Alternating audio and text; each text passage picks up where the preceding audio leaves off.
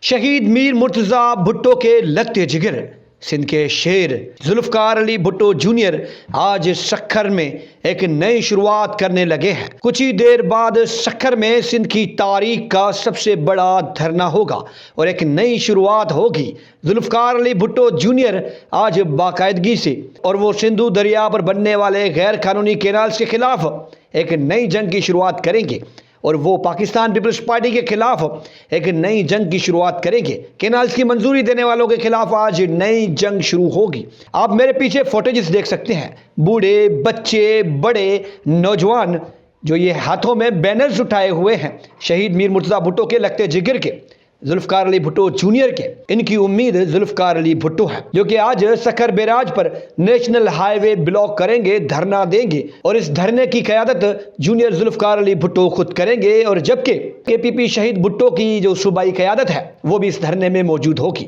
چونکہ Pakistan Peoples party شہید مرتضی بھٹو کے بعد ایسا لگ رہا تھا کہ ختم ہو گئی ہے، لیکن ذوالفقار علی بھٹو جونیئر کی انٹری کے بعد پاکستان پیپلز پارٹی شہید بھٹو میں ایک نئی جان آنے کا امکان ہے۔ ہو سکتا ہے حکمران جماعت پاکستان پیپلز پارٹی کو یہ junior Zulfiqar Ali Bhutto tough time دیں، لیکن جونیئر ذوالفقار علی بھٹو کے لیے آج امتحان یہ بھی ہے کہ وہ جس انداز سے دھرنا نیشنل ہائی وے سکھر میں دھرنا دے رہے ہیں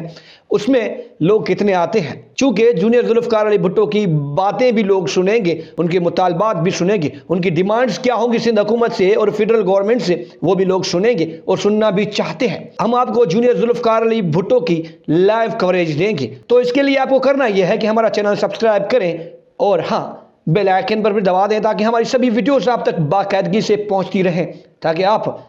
باخبر رہیں۔ جونیئر ذوالفقار علی بھٹو گڑھی خدا بخش سے سکھر کے لیے روانہ ہو چکے ہیں۔ ان کا ہر شہر میں استقبال ہوگا، جبکہ سکھر میں بھی لوگوں نے بینرز اٹھا رکھے ہیں اور لوگوں کا یہ ماننا ہے کہ جونیئر ذوالفقار علی بھٹو اپنے بابا کی طرح سندھ میں ایک نئی قیادت کو جنم دیں گے اور وہ سندھ میں ہونے والے مظالم کے خلاف ایک ایسی آواز بلند کریں گے کہ انٹرنیشنل میڈیا بھی